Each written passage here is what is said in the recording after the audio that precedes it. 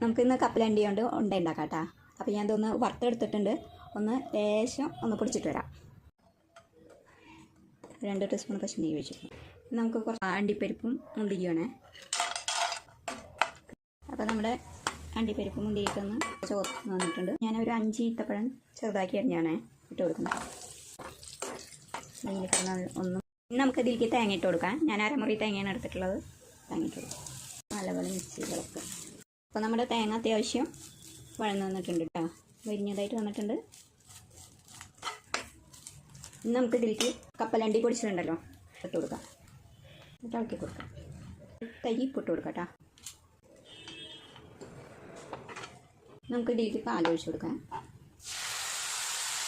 ശർക്കര ഇട്ട് കൊടുക്കാം. 2 ടീസ്പൂൺ ഇട്ട് കൊടുക്കാം. ഈത്തപ്പഴം ഇട്ടിട്ടുള്ളത് തന്നെ അധികം മധുരം വേണ്ട. ഒക്കെ മിക്സ് ചെയ്തെടുക്കാം. നമ്മുടെ ഉണ്ട പിടിക്കാനുള്ളത് റെഡി ആയിട്ടുണ്ട്. കപ്പലണ്ടി ഉണ്ട ചൂടാറിയതിന് ശേഷം ഉണ്ട പിടിക്കാം കേട്ടോ. അപ്പോൾ നമ്മുടെ കപ്പലണ്ടി ഉണ്ട ഇവിടെ റെഡി ആയിട്ടുണ്ട്. ഫീഡ്ബാക്ക് അറിയിക്കണം. ലൈക്ക് ചെയ്യുക, ഷെയർ ചെയ്യുക, സബ്സ്ക്രൈബ് ചെയ്യുക കേട്ടോ.